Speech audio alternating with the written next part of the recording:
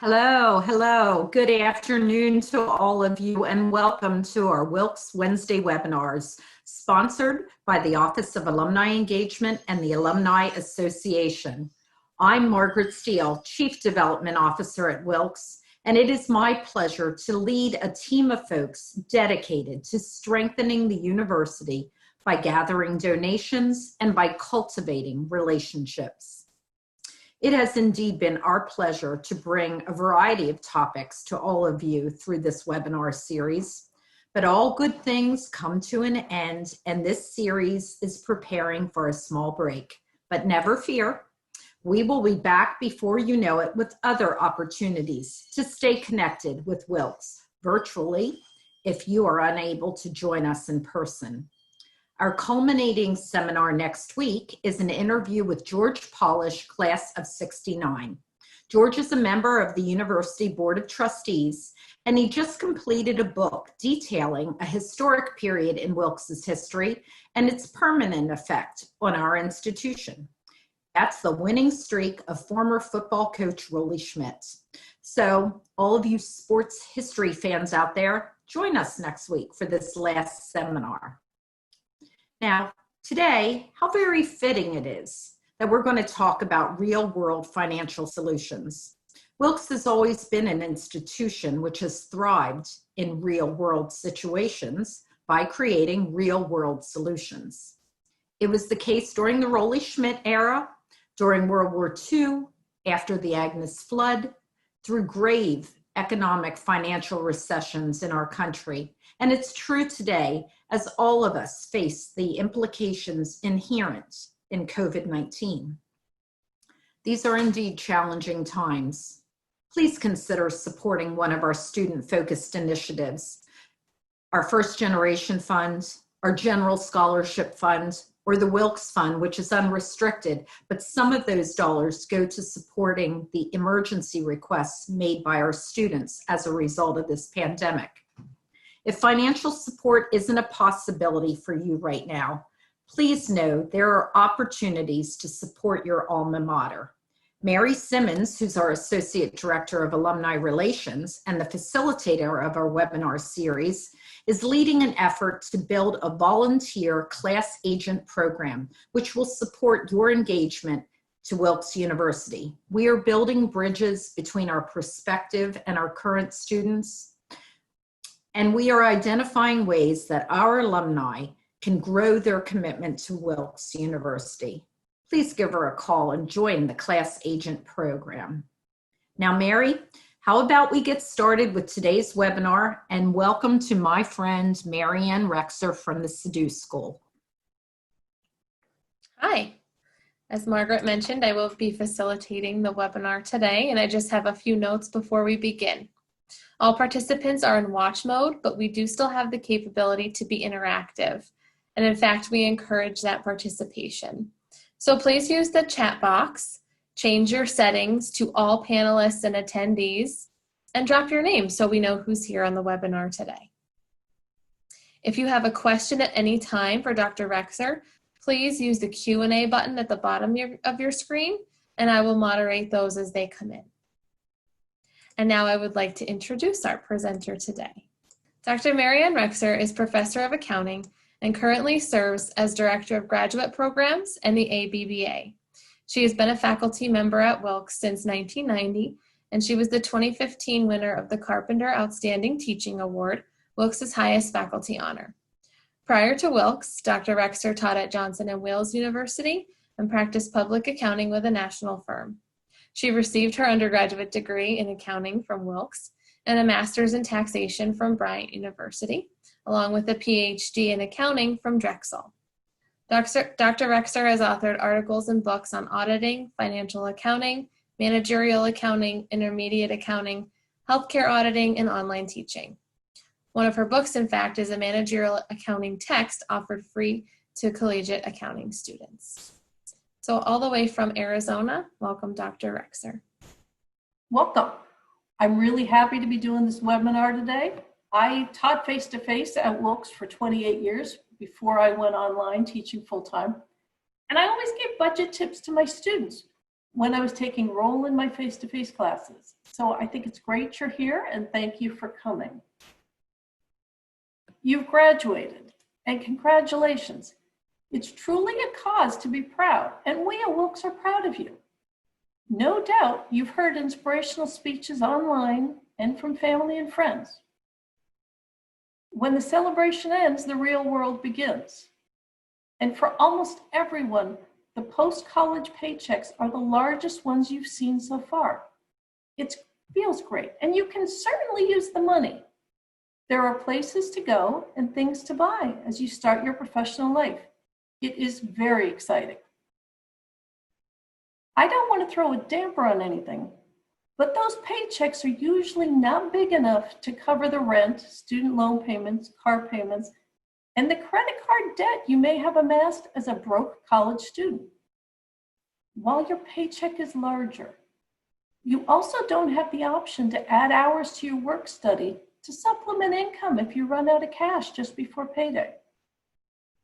Avoiding situations when you're low on money is easy when you learn to spend and save in a way that you're not living paycheck to paycheck. Budgeting in the real world is not all sacrifice, though. It's about being realistic and living within your means.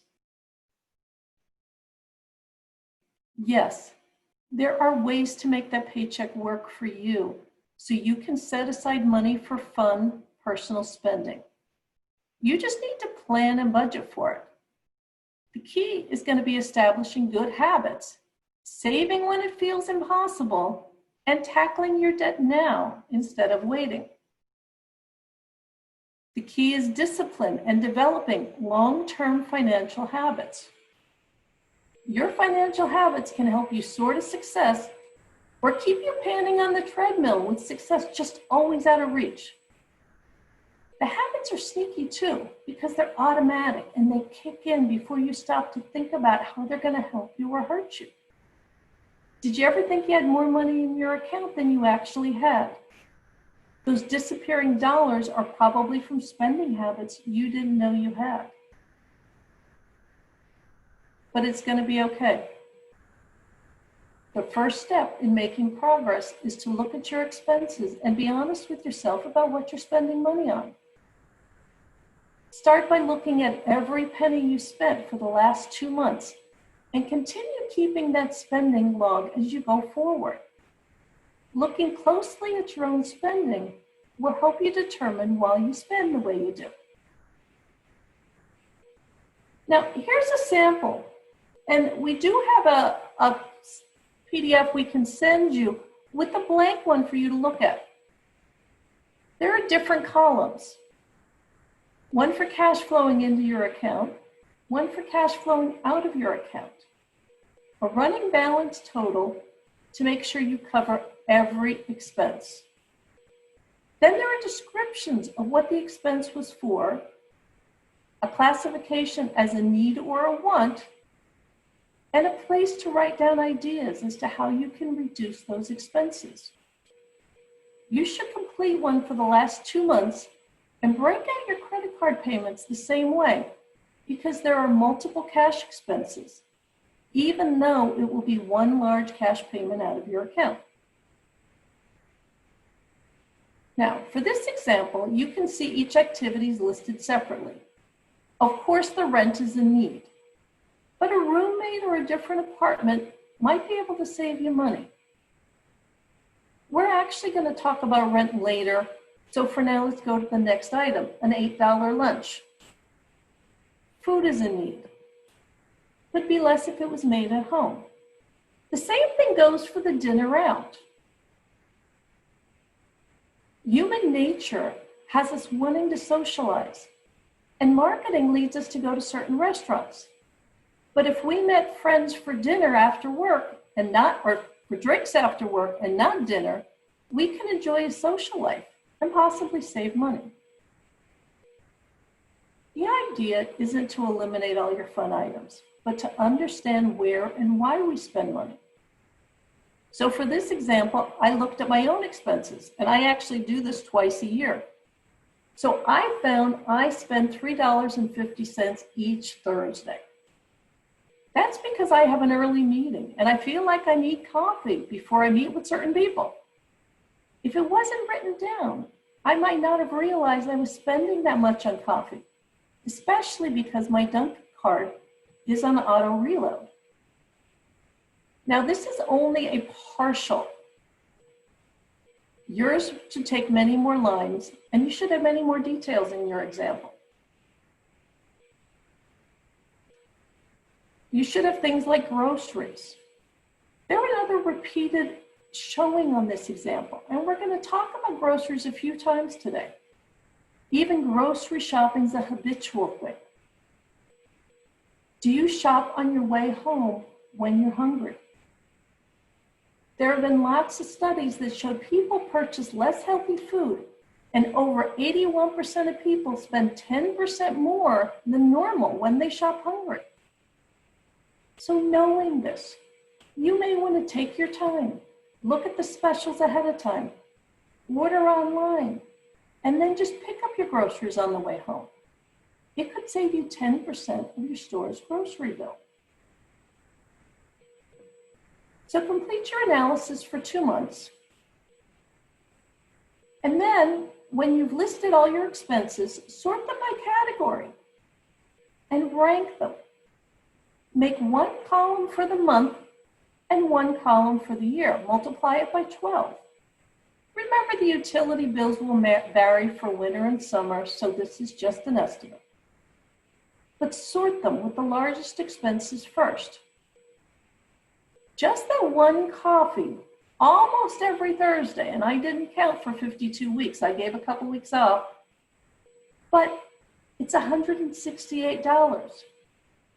Is it worth an entire month's of utility bills? Sorting your expenses with the largest one first will give you some perspective. Now, of course, there's some expenses. You're going to say you had to spend money that month because you had to buy a gift for your mom. Buying that gift may have been necessary, but did it have to be that much? Perhaps. But we all have excuses or justifications for our spending, and tracking all the expenses will tell us if it was an exception or the norm. Now we're going to keep coming back to spending habits. Consider them now as you start to set your budget. How do you spend your money? Do you always stop for coffee on your way to work? How much is it a month? Be honest. We talk about going to the grocery store when you're hungry. But you go to a grocery store with perks such as gas points. Are that store's grocery prices higher, lower, or the same as other stores? It may be a habit worth stopping, keeping, or developing.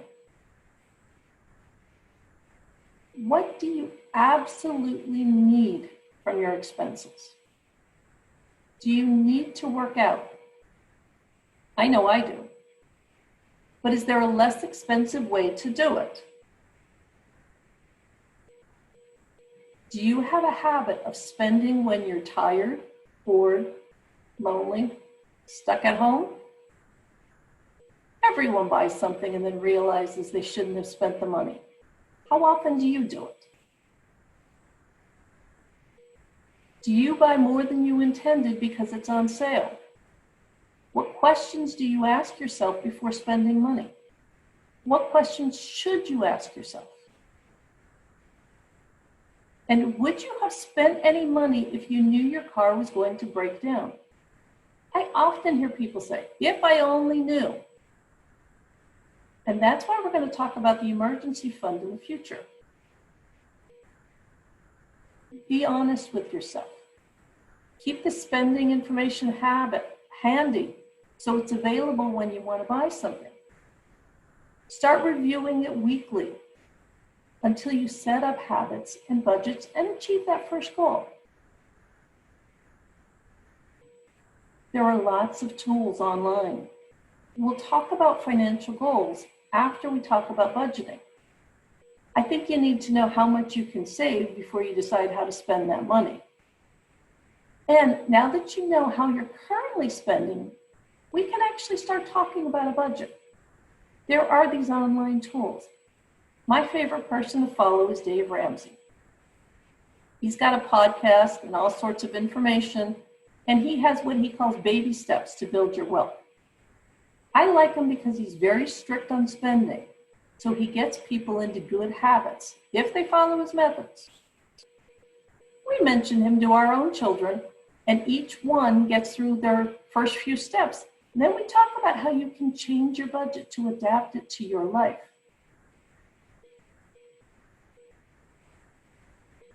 So for this budget, I ran some actual numbers common for recent college grads.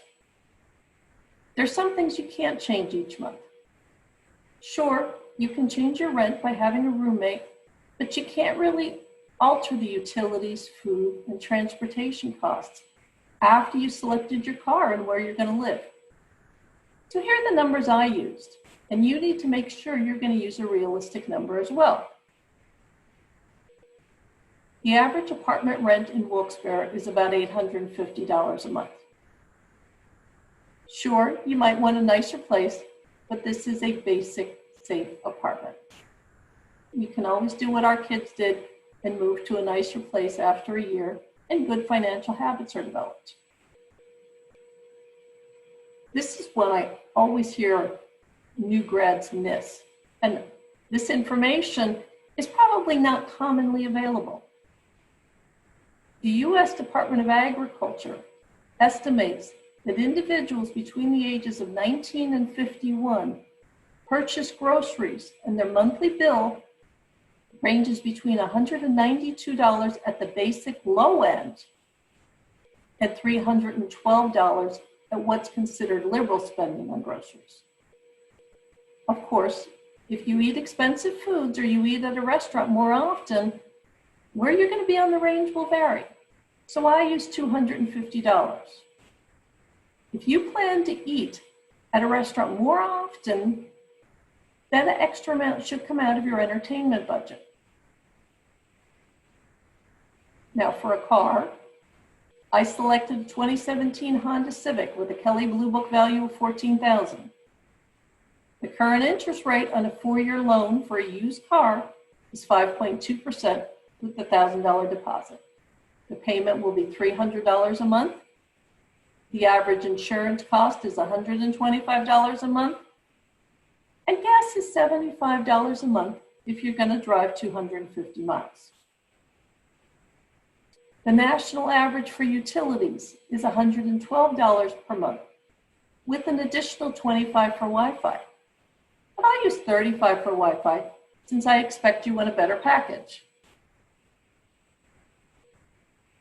The average school debt payment in the country is $222, so I use that amount. You should substitute your own. The average health and dental insurance contribution is $135 a month.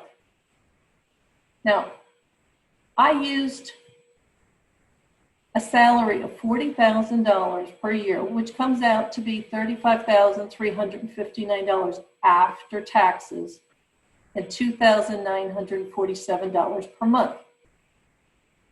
I also included local income tax, so the after-tax amount might change depending on where you live. So please make sure you're using numbers for your location. The budget numbers are after taxes, since they're the dollars you see and can adjust based on your situation. The next thing I did was set my budget range using rules of thumb. This is where you're going to allocate housing, food, etc. And there's tons of information and proven amounts that keep people able to live, pay their bills, save, and thrive. For example, housing is your most expensive item, and it's recommended to be between 25 and 30% of your take-home pay. This is an area that's examined a lot, and there's many studies that show individuals who pay more than 30% of their take-home pay on housing have an extremely difficult time getting out of debt. This is especially true for new college grads, so please pay attention to this item. There are a few rules of thumb, and they're all based on take-home pay after taxes, so I will show you the most common two. The general rule is the 50-30-20 rule. You spend 50% on your needs, such as housing, food, utilities, healthcare, and insurance. The next 30% is for wants, such as personal care, entertainment, activities, memberships, hobbies. And the final 20% goes towards savings for emergencies, basic savings, retirements, and investments.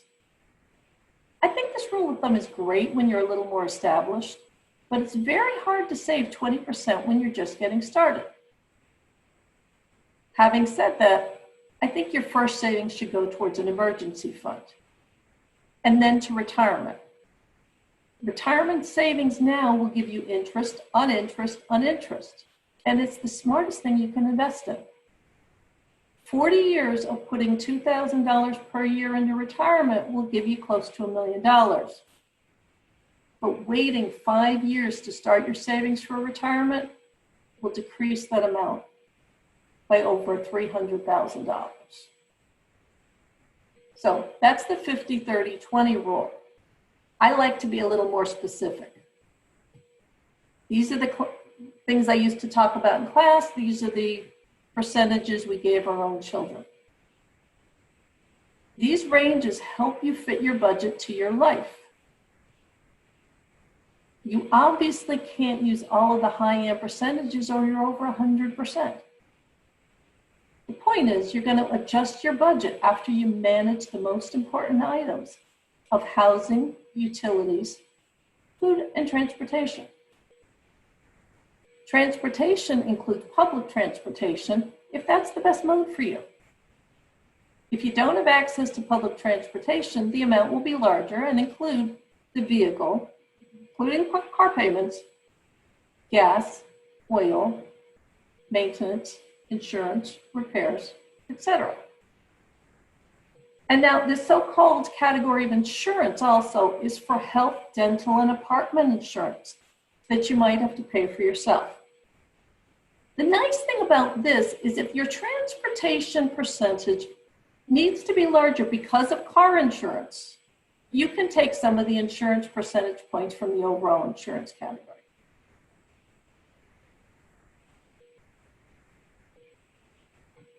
Now, my first thought was to develop my budget using the lower end of the percentages and allow for more giving and savings.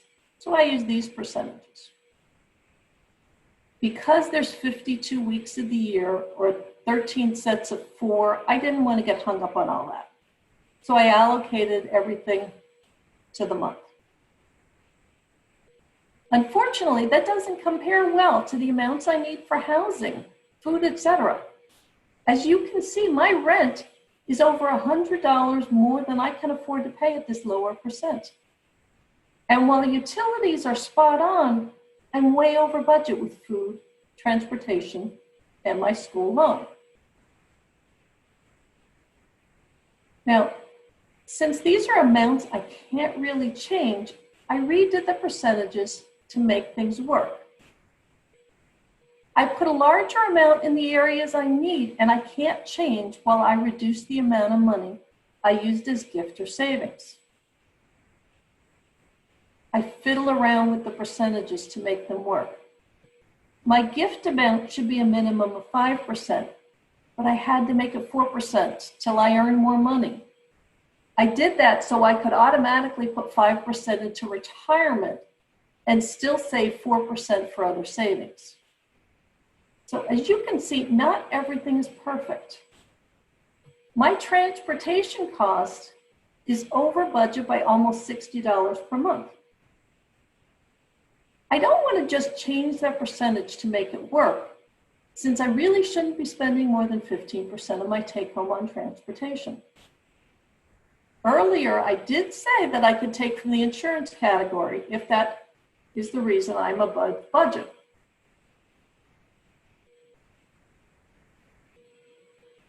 So I made insurance 6%. And now I'm only off by $17 between my transportation being over budget by 58 and my insurance being under budget by 41. It would be very easy to say, oh, I'll make up for it on the rest of it. I'll just need to work on my habits. But the truth is, I need to call myself out on this.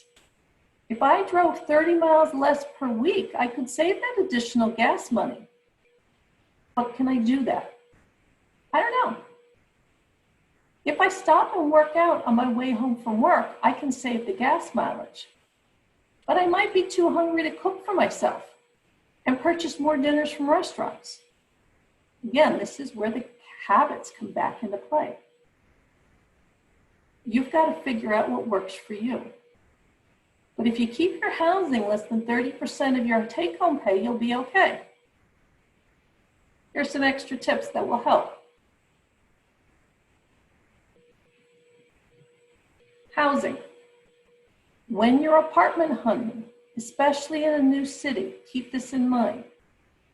Start by looking at 25% of your income. You know you can increase it up to that 29.999, keep it under 30%, but start at the low end. Some locations are more expensive than others. I know of two very similar apartment complexes that are actually across the street from each other. One is more than $200 more per month. And that's because the less expensive apartment complex requires people to come out of the parking lot and turn left. And that can be tricky going to work in the morning. But I've got friends that live at that complex, and they tell me for $2,400 a year, they'll go around the block. Make sure you're in a safe location. This is critical. It's your life. You need to feel safe. And think about transportation. My first apartment was within walking distance to the train into Boston. Sure, there were times when it was cold and damp on that walk, but taking the train was actually great. Put my headphones on, read the 45 minutes into the city. Although if I were to do it now, I'd probably listen to podcasts. Think about your grocery store location for your apartment. I know quite a few people who live in New York City and don't have cars. They rent them for the weekend when they want to go places. The one thing they need is a local grocery store. You find a roommate. There's lots of websites. You might not want to room with someone who's still in college. The larger schools often have grad students who need roommates. And some places offer 6-month leases, which give you time to get used to the location and the roommates, because you can last 6 months even if it doesn't work out long term.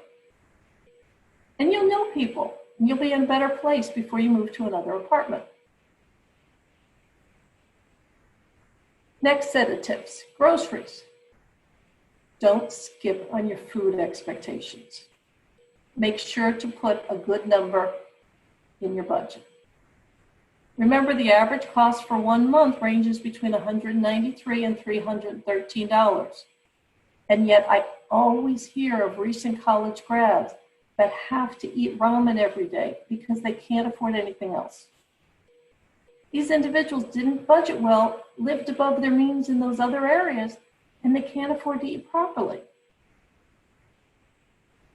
But being smart about your groceries doesn't mean you have to live on ramen. There's tons of resources to help you be smart when it comes to groceries. They've got information on buying, like buy an entire roasted chicken, do weekly meal prep, buy in bulk, set ahead of time and do crock pot meals. I can tell you personally, I used to make 12 meals at once, put them in gallon grocery bags and freeze them, and it saved a ton of money.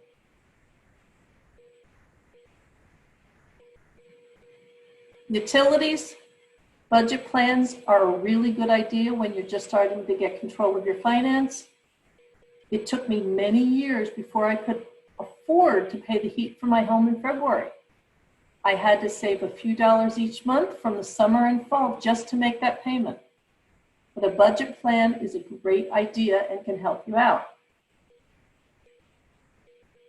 Holidays and gifts. This is a big expense for new grads. Decorations and gifts get expensive, and sales displays make everything so easy. For the first time, we've got a nice paycheck, and we want to spend on things that show we're independent of our parents. We want to show our style. But consider being a minimalist, not a Scrooge, and spending a minimal amount will let you celebrate without feeling guilty. And consider discussing budgets with your significant other. If you set a reasonable goal together, you'll both feel good about the gifts you're giving and receiving. Back to the habits. We've covered habits multiple times. So now after your analysis, you know what you need to do and set cues to remind you to question each expense. And how do you do it? Some days it's tough to want something and see money in your bank account. So it's easy to forget that that money is intended to be used for something else. So if you don't have several savings accounts already, talk to your bank and set them up. Set up a checking account and 2 savings accounts. I'm going to call them A and B. Savings account A should be tied to your ATM. But savings account B should not. Savings account B is where you're going to pay yourself and put the money you want to save. Now, of course, if you have an emergency and need this money, you can go online and transfer it to checking or savings account A. But if you don't see it in your spending account with the ATM, you'll be amazed at how much you can save. It's sort of been out of sight, out of mind, then you lived without it and saved money. We're going to direct deposit into 2 accounts. Your employer can direct deposit money into multiple accounts. I suggest you start with a small amount. Our budget said savings should be $295 a month. Consider this paying yourself and have the $295 go into savings account B. The rest of your paycheck should go into your checking account.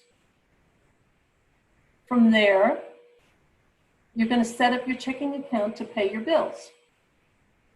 Add each payee with their address, have the bank email you when the bills arrive, and have it also deliver their payments. Then on the first of each month, go through each payee and make sure things are paid.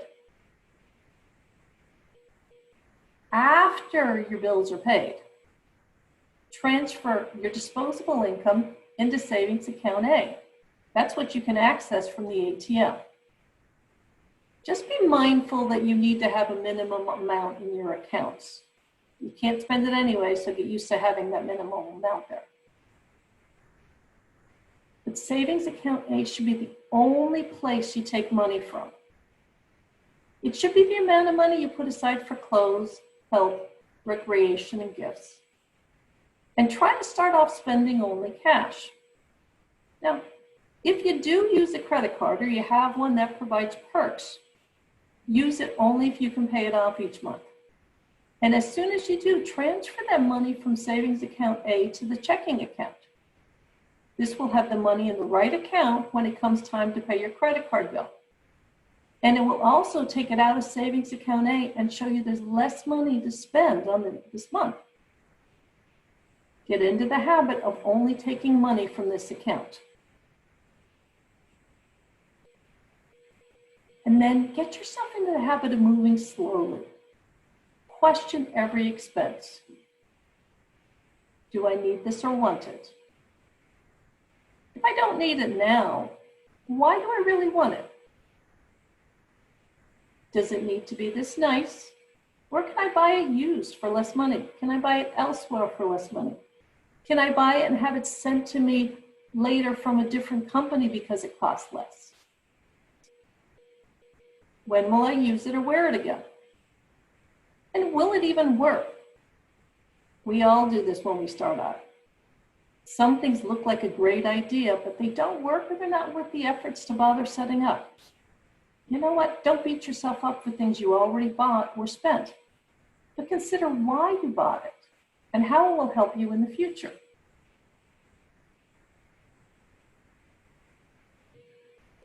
So now that we've talked about the rules of thumb for budgeting, tips for saving money so you live within the budget, how are we going to spend that money?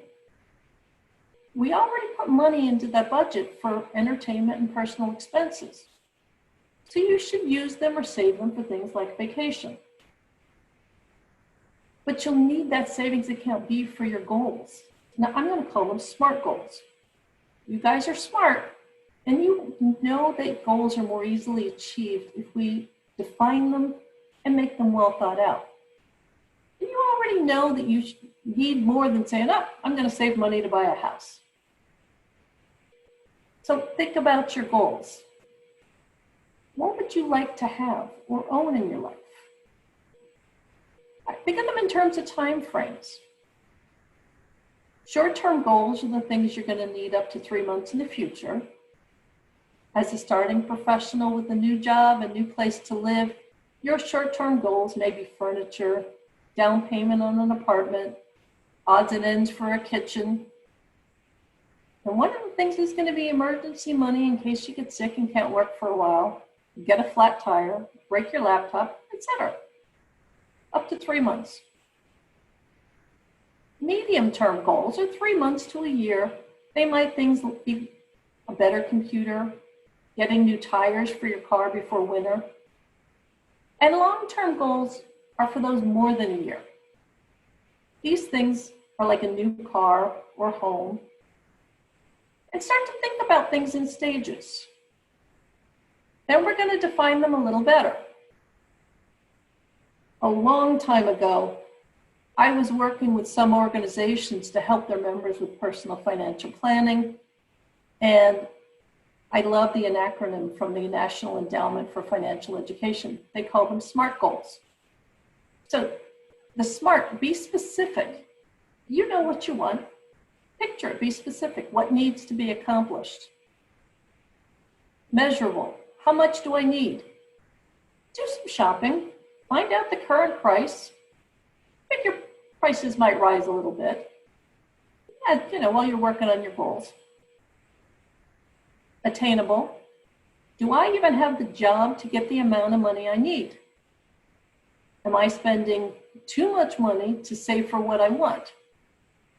Can I set up actions that I will follow to get the money I want? And am I willing to commit to getting this goal? Relevant, is it worthwhile right now? It's absolutely okay to say you can't start saving for a house for 2 years. It might be that delaying that high-priced goal will let you achieve more than necessary.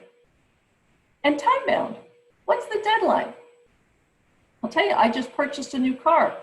I had a few months to plan for the old one to reach that point of no return. And here's a tip for you. From the moment I paid off my old car, I transferred that same amount of car payment loan into savings account B. I never got used to spending the car payment money. So I had money put aside. It was a deposit on a new car, and my new payment's pretty much the same, so it doesn't affect my spending. So just a tip. And now that you've evaluated your goals and you've got them as short, medium, and long term, when do you get to achieve them? I mentioned Dave Ramsey's baby steps earlier, and that's because they make sense. They're baby steps because they're simple, but they're not necessarily easy. So now that you've discussed spending habits, budgeting, and goals, how do you work towards them? The first thing you want to do is protect yourself. Step 1, save $1,000 for an emergency fund starter. This makes sense, although I really believe these baby steps can only happen after you pay your credit card debt, and that should be done immediately. But you save $1,000 for your emergency fund starter. Almost everyone has an emergency that costs money, so this $1,000 needs to be taken care of. And after this, you look at your short-term SMART goals. Step 2, debt elimination. Dave Ramsey talks about paying off everything except the house. I agree, but I prioritize by looking at paying off your highest interest rate or your smallest loans first. And it includes keeping a zero balance on your credit card. If you've got the credit card balance, remember the minimum payment will never let you out of debt, and the interest rate is 4 times that of a mortgage. So you can't purchase a home with credit card debt. Now, you need to be making payments on all of your loans, but you should be putting extra effort into paying off certain loans. List all of them and put them in order by balance owed from the smallest to the largest. Note the interest rate because it's best if you can pay off the highest interest first. But if that's impossible, work on the smallest loan. Paying off the first loan is a great emotional and credit rating booster. After you pay that one off, tackle the next one. And don't forget interest car loans, especially the low interest car loans. It sounds great to have 0.9% financing. And it makes sense to pay off my 6% school loan before eliminating the low interest car loan. But eventually pay off that low interest financing. Unless you have some real investments that are worthwhile. It might sound okay to have 1.35% savings in my savings account while paying off the 0.9 financing, but really neither one's a lot of money. Getting rid of the loan will allow you to accumulate more money. And you might be able to get an investment that does 8 to 10%. And while you're on step 2, paying your debt, you should have good enough habits to put some of your savings towards those medium range goals. Your third financial step should be to save 3 to 6 months of full expenses for a fully funded emergency fund. This is a great step because you've paid off your debt, realistically all but your school loan. And if you notice, step 1 was an emergency starter fund. Now you're fully funding it. And this will keep you from slipping back into debt in case something awful happens. After you get 3 to 6 months of your savings, you can go ahead with the long-term loans, the long-term goals rather. Step 4 is invest 15% of your income into retirement. As I mentioned earlier, saving for retirement right out of college so you can save that $300,000 you won't have by waiting for 5 more years. We even built it into the budget. But just like step 1 was partial emergency saving and step 3 was full, this step is to increase your retirement income. Start with your 401k plan, receive the full employer match, and invest the rest into a Roth IRA for yourself and your spouse. Step 5 is to save for your children's college fund. By this step, you've got great financial habits, you're out of debt, and you can enjoy thinking about the future. Consider 529 funds, which save you from paying some state income tax and will help your children pay for college. Step 6 can be tricky. Paying off your mortgage loan early. Paying off your home last. This allows you to deduct your home interest on your tax return, but you want your money working for you. So if you're able to earn more money than the tax break gives, pay this off too. But eliminating this tax break might mean you can't itemize any longer. And that means you can't deduct your contributions and the state tax money withheld from your paycheck or your contributions to Wilkes. So you want to consider other benefits of itemizing on your tax return. By this point, you're good with tax software or you have an accountant to do your work and you compute taxes with the mortgage interest and without it. The difference will let you know when you're ready to eliminate your home mortgage. And step 7 is build wealth and give. This is where you get to spend money and create your own legacy.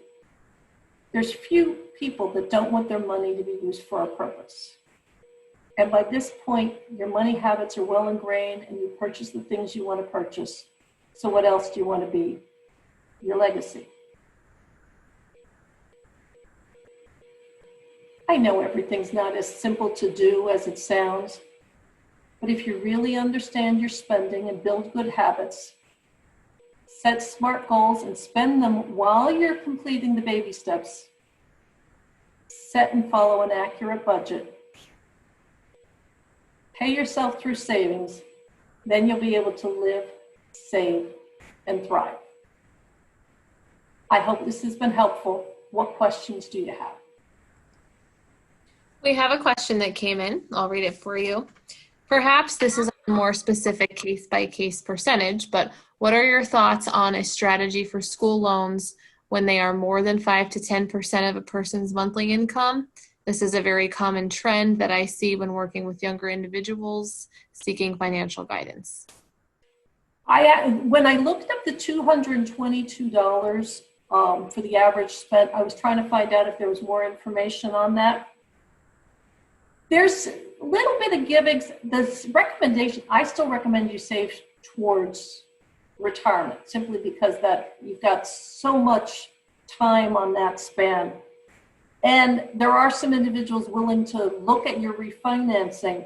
There's a couple to get a lower interest rate on your school loans.